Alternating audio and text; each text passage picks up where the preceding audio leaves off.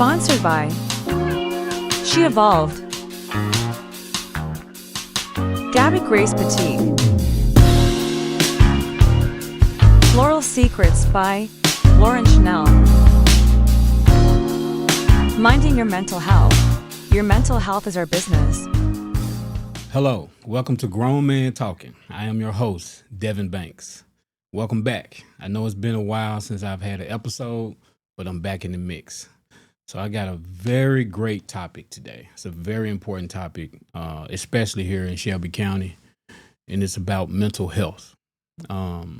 This is a taboo topic to some people who don't like to talk about it.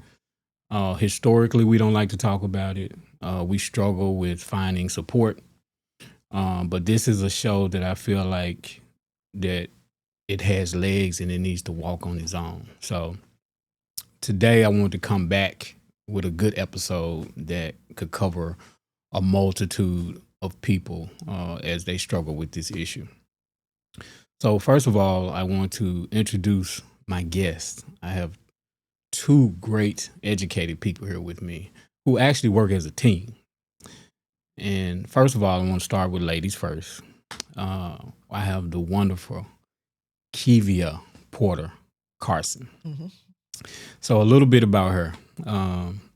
I want to say I met Keevia maybe a year and some change ago. I think so. She has a very accomplished background academically and in healthcare. She has a very robust background in the nursing and mental health industry. She's an assistant professor at Sacred Heart University in Connecticut.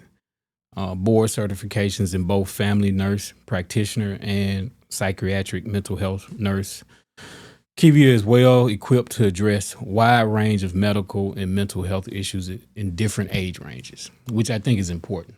It's different age ranges. So, of course, mental health could be with a child, adolescent, an adult. So I think that verse of range is very important.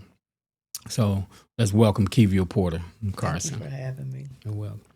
So alongside her is this gentleman that looks like he's running for president. My good friend, Bryan Carson. Bryan and I have known each other for a little while. We actually met doing community service through CSLA, Community Service Leaders of America. Shout out to Adrian Davis, who's a mutual friend of ours. So that's kind of how we did some groundwork, being foot soldiers out here, helping the homeless, volunteering, things of that nature. And we became friends along with a lot of other people in that group. But Bryan is a native of Memphis, Tennessee, an East High alumni, and UT Martin. I went to Melrose. I don't think we like East that well as well. But in 2006, Bryan led research interviewing at St. Jude Children's Hospital. He also did SOPs or standard operating procedures, collected data, and conducted interviews at St. Jude. He's an active member of the Sickle Cell Advisory Committee. He was elected as chairman of Shelby County Democratic Party. And I think this is where his career pivots into the political realm. Bryan progressed in politics by lobbying for contracts on the local and state level, and also serving as a Tennessee Democratic Party. So let's welcome Mr. Bryan Carson. All right, so I want to start by doing this. I want to know, you all seem to work as a team out in the public, in the public eye, which I like. I like to see people who are together and working together, kind of building a foundation. Not only that, you're doing it with one of the greatest topics ever, meaning it's an important topic. So kind of tell us how you met, first of all. Well, we met 3 years ago. It was at a Christmas party here in Memphis. One of the infamous Christmas parties, one that I've been attending for 10 to 15 years.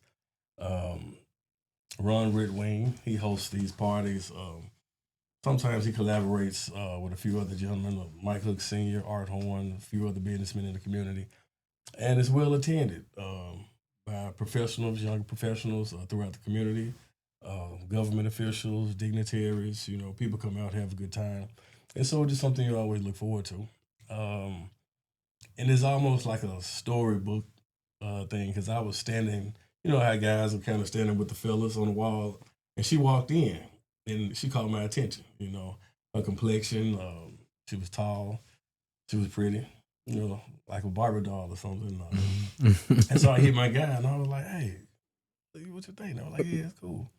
And so then, you know, I didn't think nothing about it. So she walked past me again. And so I was standing in the middle of the floor at this time. I think I was talking to Brian Harris and maybe Mikhail. And I asked Brian, I don't know if he remembered this. I was like, "Hey, who was that?" And so it was a guy she was with. And he told me about the guy. And so I was like, "Well, I wonder who that is that he with." And he was like, "Man, I don't know." And so this the third time. So this time she walked past me and she was by herself. And so I grabbed her arm. I said, "Hey, what's up? What's your name?" Blah, blah, blah. And so I come across as shy because I'm always out on the forefront. So, but I don't like rejection. So I would ask a question that you can't say no to. I'm like, "What's your Facebook handle?" So we began the inbox first.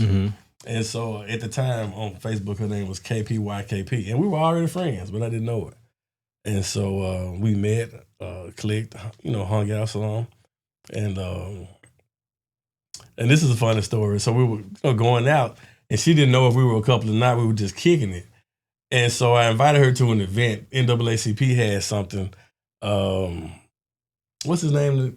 The CNN? Don Lemon had come in town. And I asked her to be my date that night. And so I introduced her to people there as my girlfriend. She was standing there like, "Oh." Okay. And so at that moment on, we were a couple. And so as time went by, she just, you know, she was working. Well, she still works with Alliance. And so one day she was like, "I seen 20 participants today." And I was just thinking like, dang, what if we saw 20 participants? And then she talked about the network, the kind of people that I communicate with. And so historically or traditionally, someone of her caliber, they would practice, you know what I'm saying, but they may not mix government into it. And so with both of us together, we have come to government with mental health. And we've obtained contracts with Shelby Cares, which is Lee Harris's baby. Christy Davison with customized medical needs. She has a health hub in Binghamton that was recently opened, and we have a contract to do preventive mental health counseling there. And so we also work with Judge Sheila Renfro. This is the mental health court judge. She gave us our first opportunity, actually, because they were familiar with each other because Judge would come see her speak because she's mental health and she's a real mental health advocate. And so when she mentioned her, I was like, "Yeah, I know her." You know, these people, I had her number in my phone, so I called Judge at that moment, like, "Hey, you know, I'm with Keevia, and we're starting this company." She came up with the name, Mind Your Mental Health. And she was like, "Cool, let's sit down and talk about it, get an MOU together." And so she's been making referrals for detainees that get arrested that goes into her courtroom. We'll go in. She'll do an assessment or an evaluation. If she wants to recommend medication management, if they need to be, stabilized, if they have schizophrenia, bipolar, clinical depression, something of that sort, she'll do that. And then we would follow up with them once they're released to other programs like Serenity, CAPS, Judicare. Those are places that provide services to folks struggling with mental health.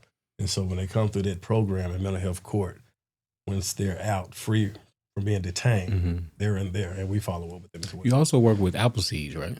Yeah. Shout out to my friend Taniki. My Spirit Health, Chandler Richardson refers us there. Psych therapeutic counseling with Cynthia Poole. We get referrals from her. We do the work. We're on the ground.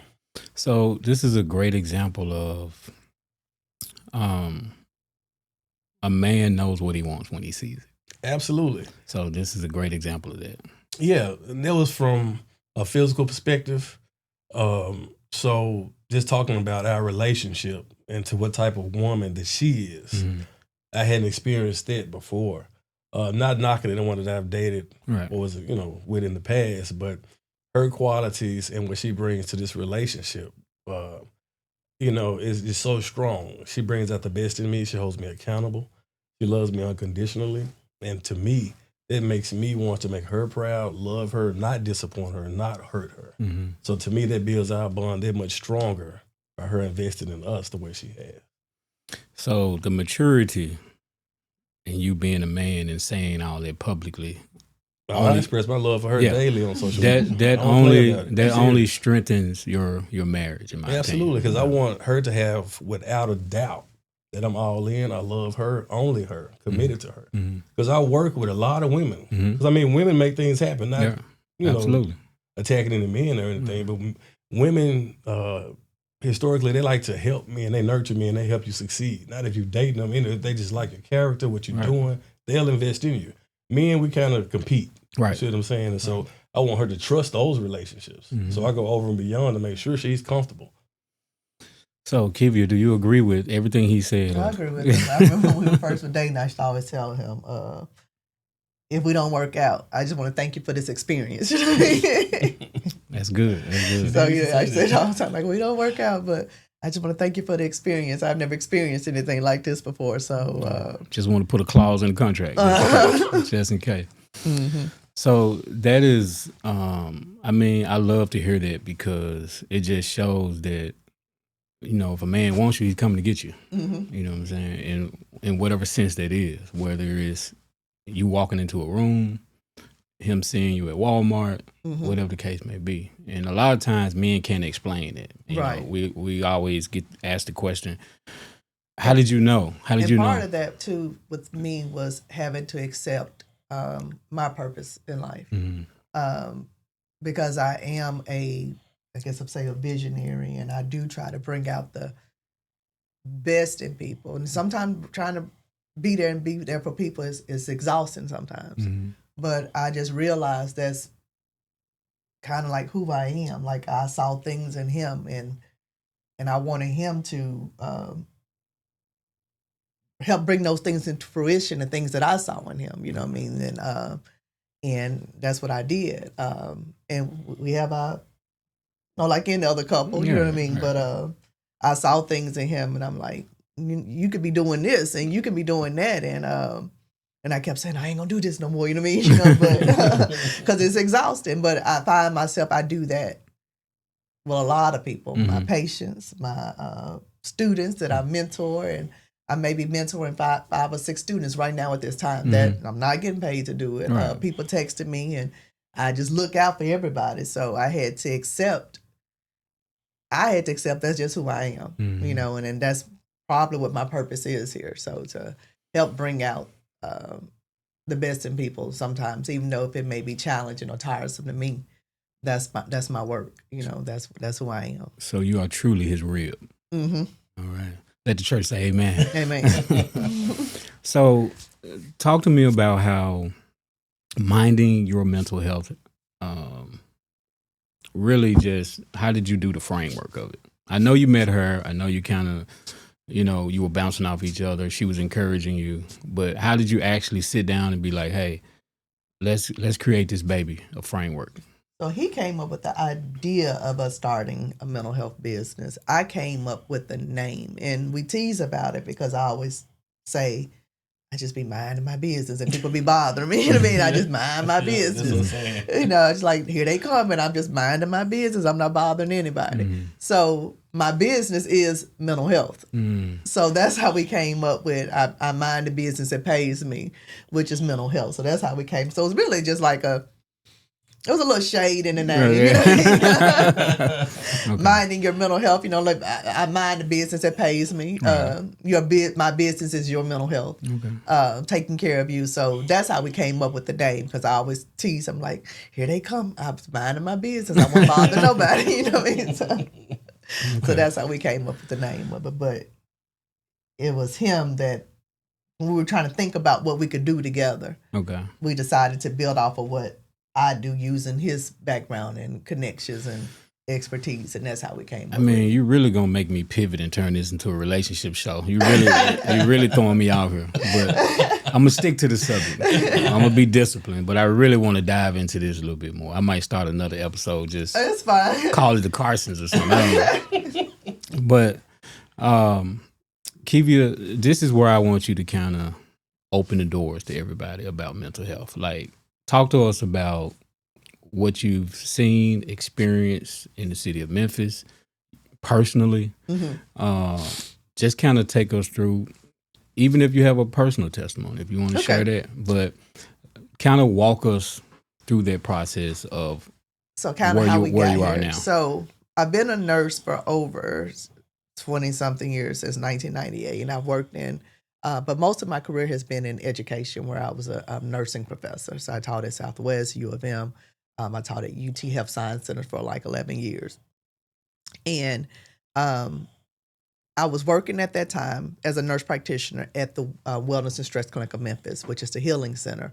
It was started by Pastor William Young and Pastor Diane Young, Bishop William Young and Pastor Diane Young, which are the parents of our Mayor Paul Young of Memphis. Okay. So I was down there at their church, and they had something at the church called emotional fitness. And emotional fitness is another way of saying, you're physically fit, but you need to also be emotionally fit. So they would have people, and they call them PALs, which are peer assistant liaisons, that were trained through different churches. They would come in and basically do mental health screenings. So as a nurse practitioner, when we would get these positive screenings where people screen positive of some type of anxiety or maybe depression, I was like, what am I supposed to do with them? Because I was the provider down there. So that gave me my initial interest into mental health. I wanted to work with the people, and I wanted to expand on the emotional fitness that the church was having.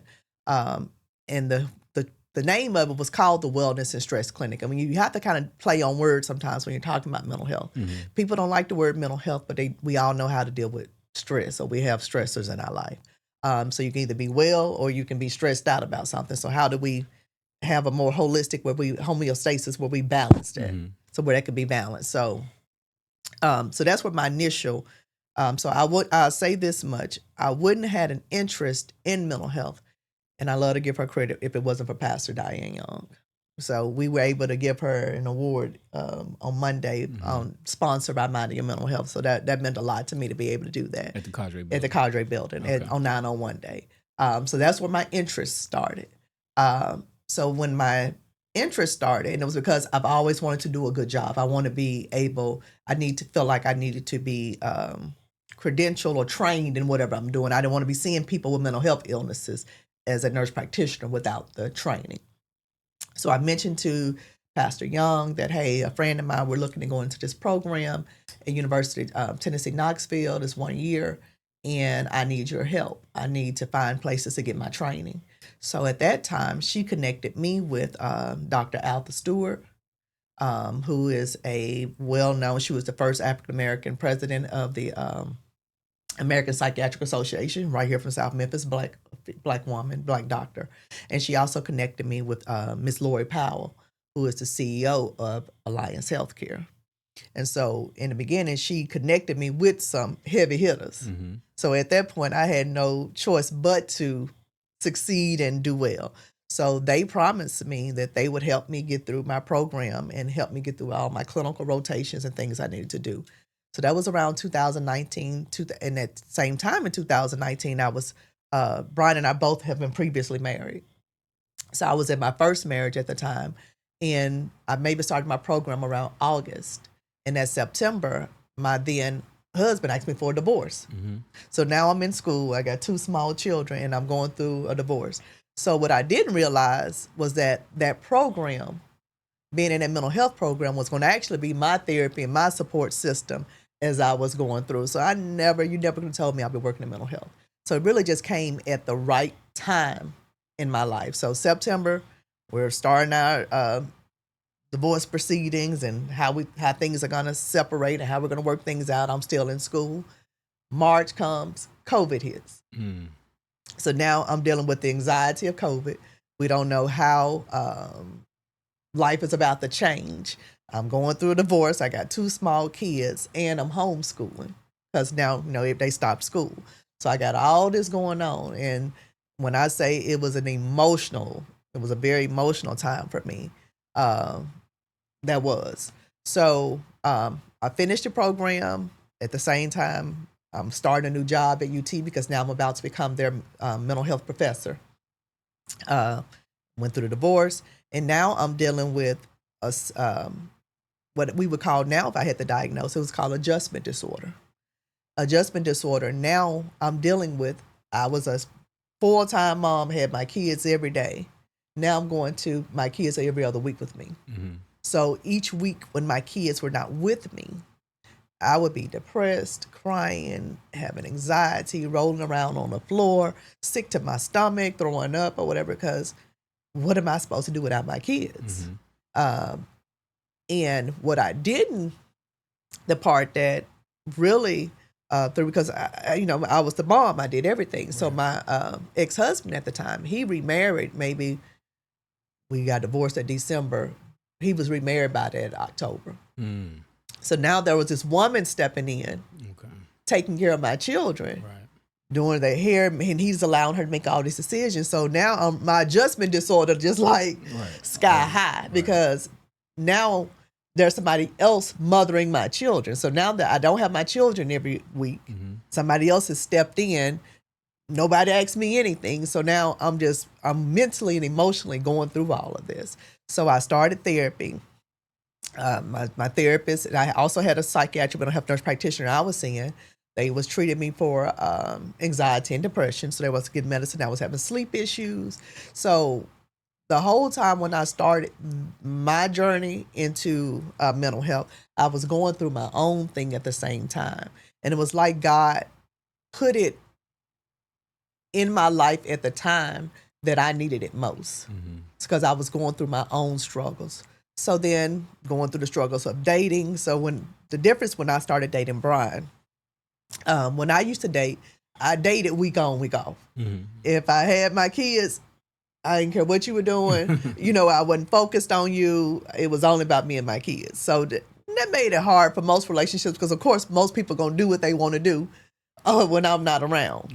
And that caused a lot of trust issues. But when I started dating Bryan, he took an interest in, so if I had the kids, he made sure we went to lunch, or I would see him before the kids. Then sometimes he would come over, we would sit on the phone all night.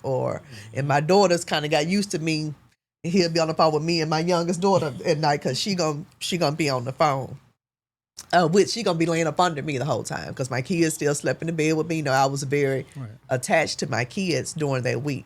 And so he was like, no, we still go see each other. So if the kids went to bed or whatever, he'll come over and we'll sit up in my apartment on my couch and we'll watch TV. So he was very, I would say, persistent, and he kind of broke up my week on, week off. Because that's how I was gonna date. You couldn't. I'm not dealing with you when I got my kids, because I wanted. Plus, in my mind, my kids had enough adjustments. So when they were with me, I wanted to just be me and them. So that's why I kind of tried to focus on. And that kind of backfired later on when we got married, because my youngest, she's still adjusting, because she was used to it just being me. And so when I married they call Mr. Bryan, so now my girls are in therapy. I had to put them in therapy. So, and I'm saying that to say, just because I work in mental health, that don't mean we got it all together either. So, so we in therapy, my girls in therapy, they're adjusting. Everybody's trying to adjust with the blending of families that comes with its own, I guess, set of issues that you have, So, and I didn't know my girls were gonna have a hard time adjusting as well. So let's talk about that a little bit. Let's talk about therapy. Okay. Because that's the biggest struggle, in my opinion. Like, especially our demographic. Like when we try to seek help. Well, let me just say this. I think from the research that I've done in Tennessee, we are probably the lowest as far as resources, as far as mental health. And that's one of the issues. Right. That's why I kind of wanted to explore and put you all on the platform. Right. Because so as African Americans, we have one of the lowest risk, not lowest risk. We have a lower percentage of mental health illness but we are the highest when it comes to we won't seek help, Right. especially in the South with the Bible Belt, and everybody is in church, and a lot of times we're just told to pray things away, or I just pray things about it. And so I had came up with the slogan at one point. I would say, God listens to your prayers, but your therapist will listen too. So trying to normalize seeking therapy. Like I said, when I was going through my own stuff, I put my girls in therapy immediately, just so they can have that. Somebody therapy helps you deal with, and people think therapy is supposed to tell you the answers. It's not going to tell you the answers. It's going to help you work through and process within yourself and help you come up with your own answers. It's not my job as a therapist or a mental health professional to tell you what to do. So when we think that, that's not what therapy is. Therapy is to help you process, deal with coping skills, and help you to come up with your own solutions for your situation. So I'm gonna share a few statistics with you. Okay. So 60% of the citizens in Memphis need services and not receiving it. 20% of adults suffer from mental illness in the state of Tennessee. That's the state, not the city of Memphis, like the state of Tennessee. There's 937,000 adults with a form of mental illness in Tennessee. What do you have to say to that? A lot of people. Or what do you think of that? A lot of people suffer from mental illness and they're not aware. Let me give you an example. Bipolar. Bipolar disorder is very, very common. You hear about those families where around the holidays they get together and everybody arguing and fighting and they pulling out knives and the police get called or whatever, and everybody tempers are going from 0 to 100 and everybody fighting and somebody over here cussing somebody else out. Half of the time that's because they can't regulate and control their mood. And bipolar runs in families. So normally, I always tell my patients, if a daughter's sitting here and she says, I never forget this one lady came to see me and I diagnosed her with bipolar, and she had all these issues, like lost her children, all these things. And so her mom, and when she came back to Memphis, her mom came with her to her appointment. And I said to her, I said, I diagnosed with bipolar, and I said, does anybody else in your family have bipolar? And she said, not that I know of. Then the mama raised her hand and said, I do.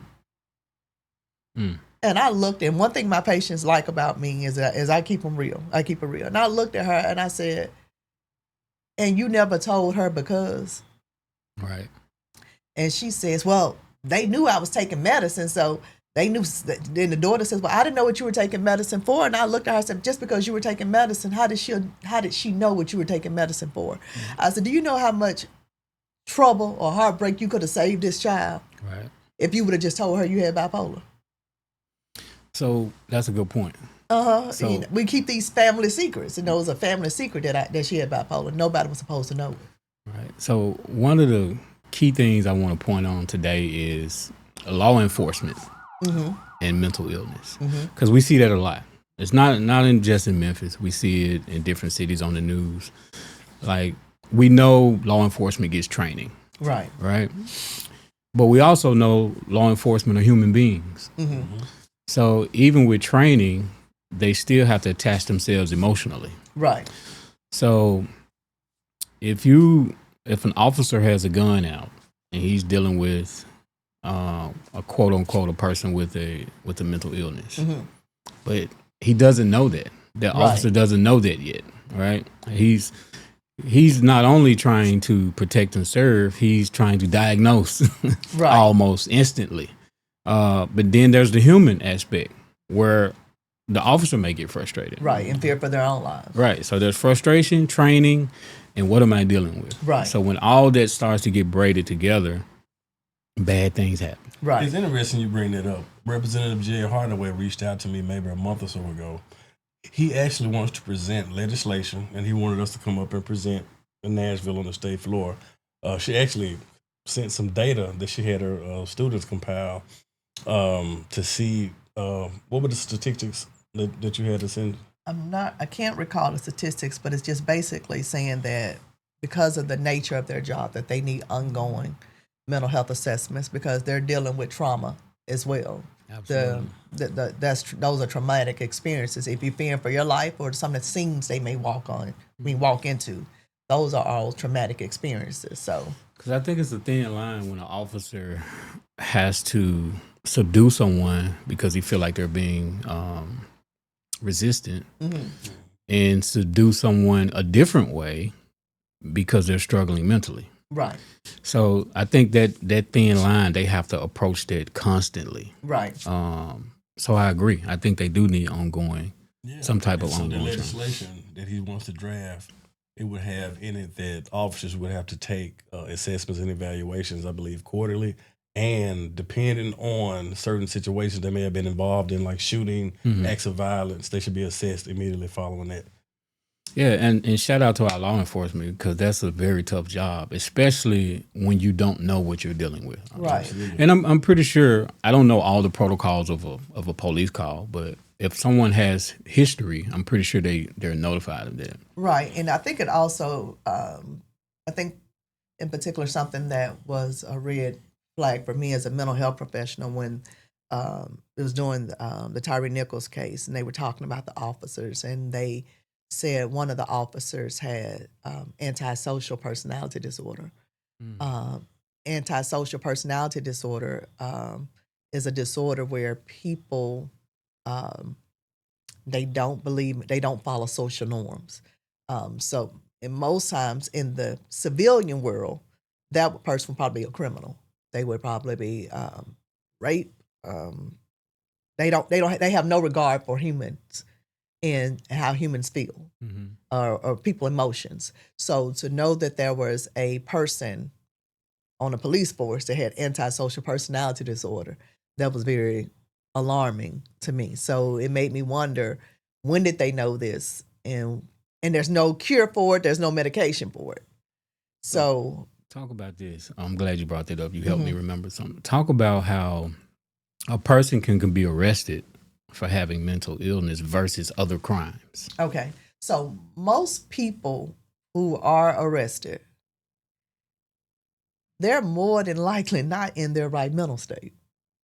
And because a person in a quote unquote normal mental state, we're not going to just walk in the store and decide, I'm gonna steal this. I like this shirt. I think I'm gonna just take it with me. I'm gonna steal it. You know what I mean? So there's always some underlying something going on. If it's some type of substance use they may be using, if they're homeless, if they lack resources like food or money or education, some of that we call those determinants of health.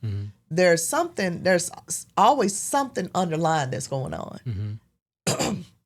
People in their right mind are not, excuse me, are not going to decide to just walk in the store, I do my water, and decide they're going to steal something.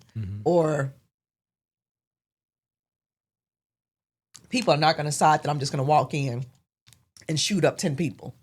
And a lot of times we may associate those experiences, such as somebody who walks in and say they're a mass shooting, that they're just demonic. Well, people who have mental health disorders, they do see demons. They do have hallucinations. They do hear voices that may tell them to do those things. So if it may be, and what's interesting about the mind, people who have like schizophrenia, the mind is not telling them to do positive things. It's not saying good things to them. Their mind is saying things such as, the voices they hear, it says things such as, you're worthless. You don't deserve to be here. You're fat. You're ugly.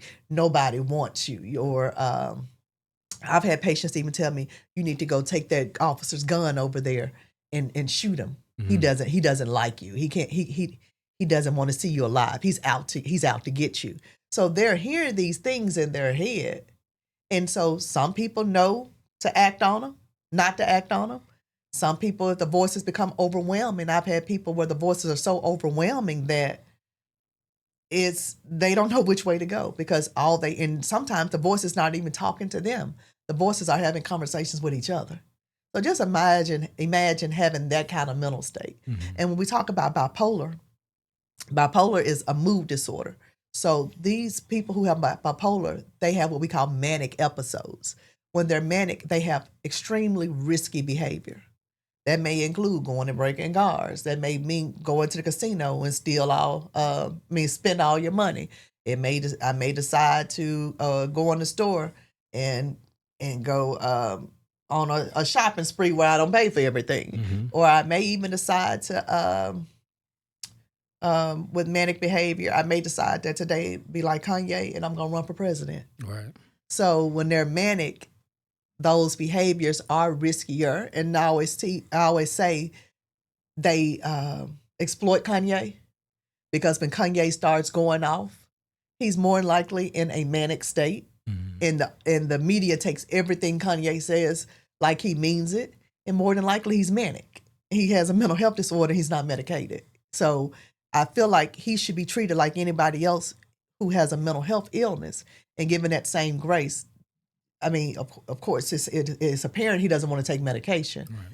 But whatever Kanye says, they take it and run with it. And he's not in a right mental. He's not in a normal mental state when he's doing those things.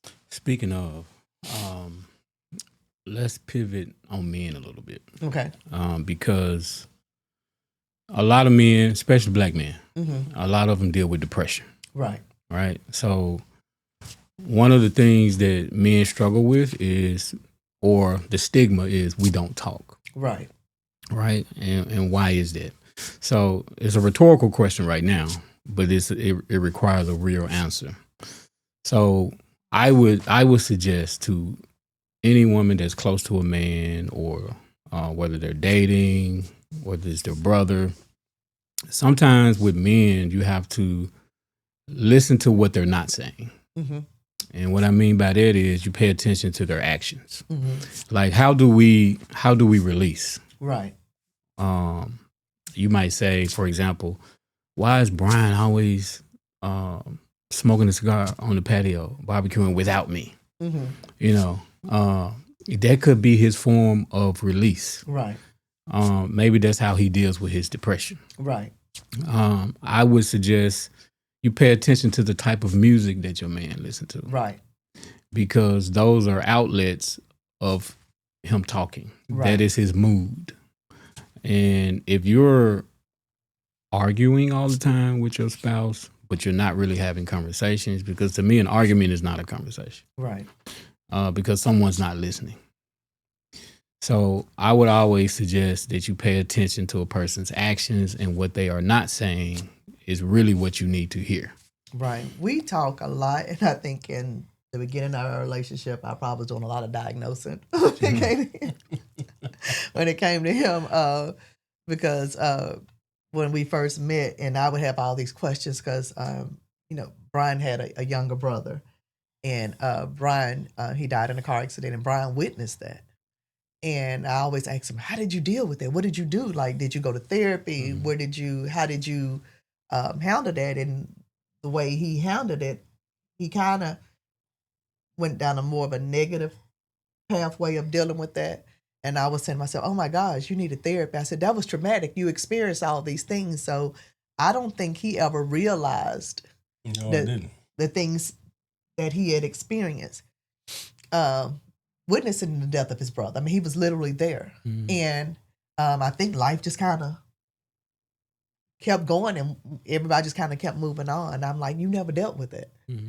And him never dealing with that, it affected him all other kind of ways in his life. And I think when we got together, I pointed that out to him. I'm like, that was a traumatic experience for you. I said, and you never received, you never dealt with it. You just kind of, and I think as a black male, I think he felt like that's what he was supposed to do, just keep moving. Right. And you're actually bringing up an excellent point that I kind of wanted to bring out, because most men, we have so much responsibility, right, that we don't have a place to scream. Right. We don't have a place to say I'm tired. Right. Like we just can't. The clock keep. I heard someone on TikTok say, I think I was watching a TikTok video, and he was like, not having therapy is like being in a boxing match with no breaks. Right. With the round never ending. So that's kind of how you have to look at it. Like, when does a man have a moment where he can decompress, but also be in a space with someone he can decompress with. Right. That's also an issue why men don't do it. Like, Right. you can confide in a woman and then she go in a group chat and talk to her friends and be like, can you believe this? Right. Or why is he crying? Right. Or such and such. So this is, I think most men are tough for protection. Right.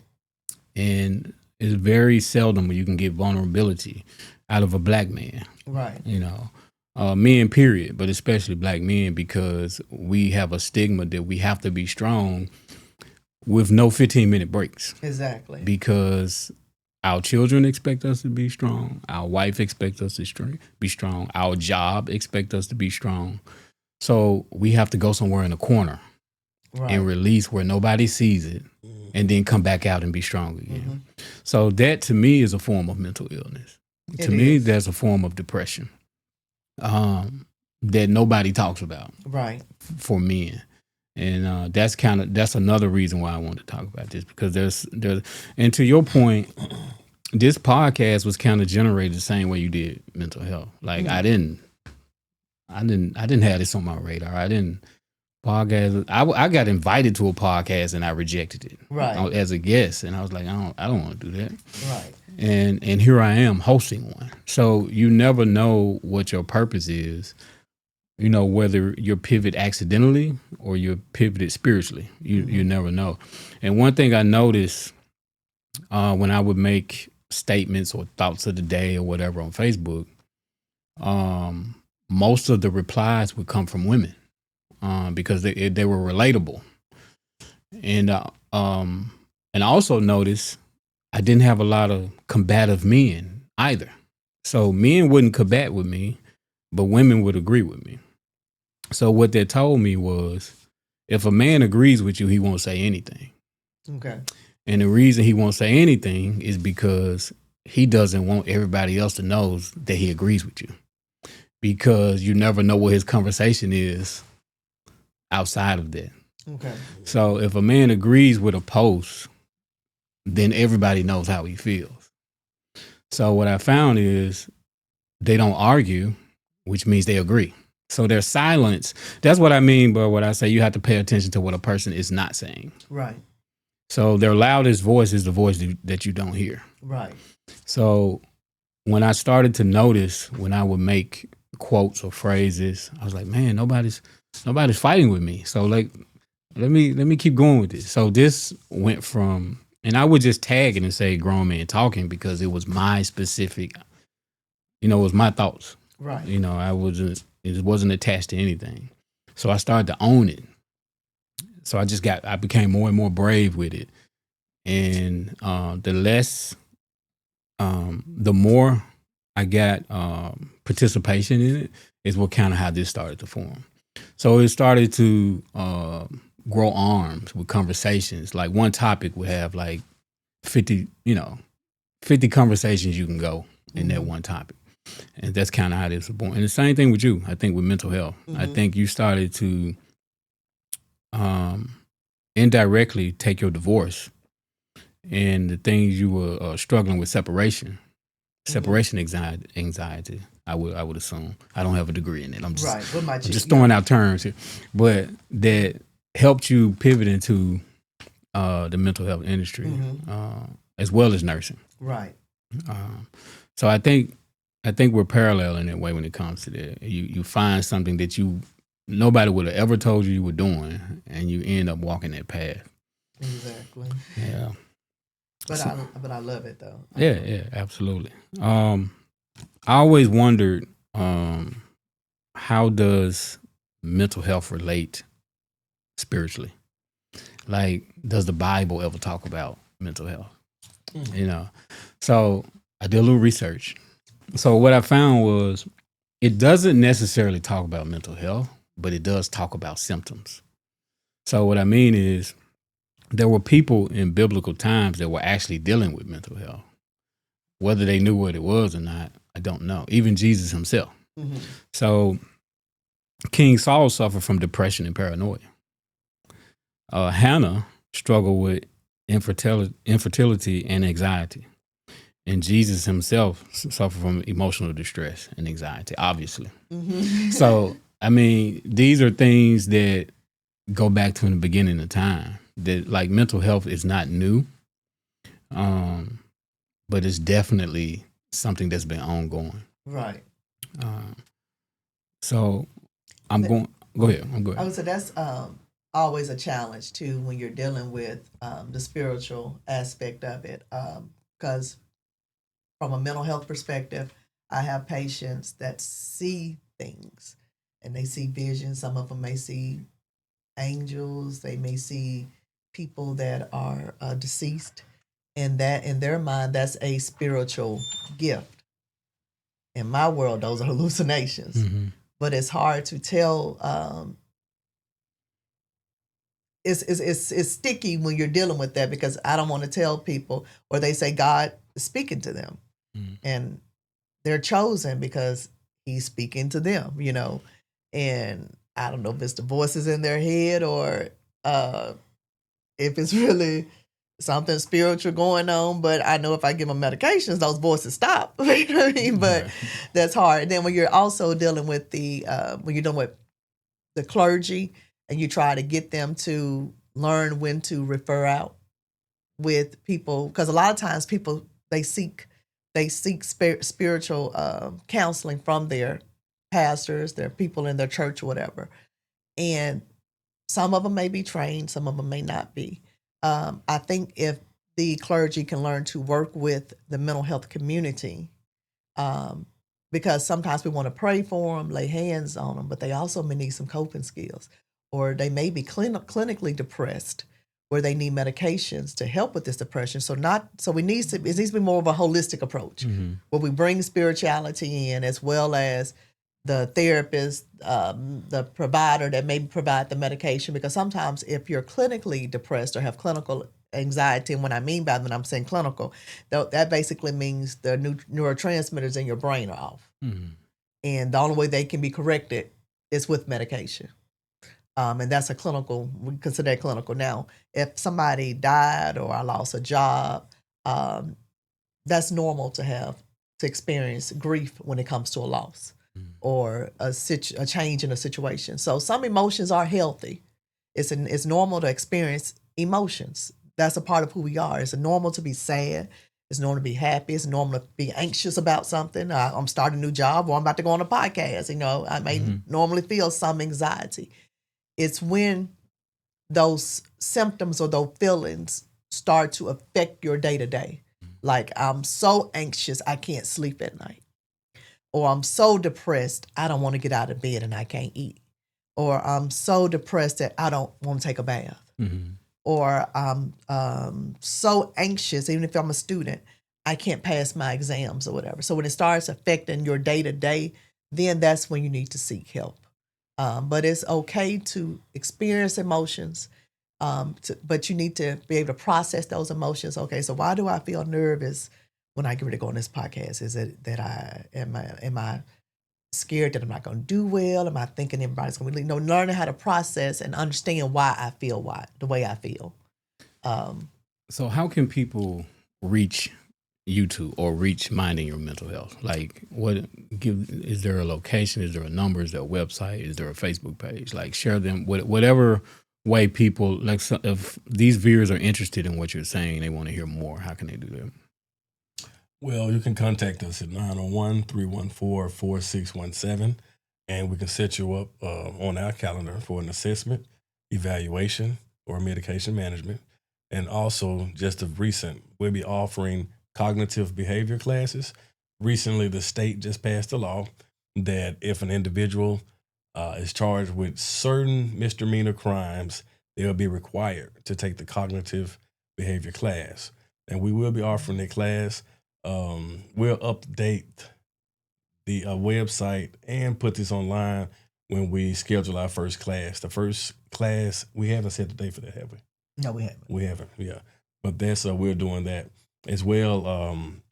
We just acquired a partnership with Juvenile Court, and we're working with the case managers there to start helping out with the youth Because as you mentioned earlier, we do see people across the lifespan. Mm-hmm. So it's the youth, adolescents, and adults.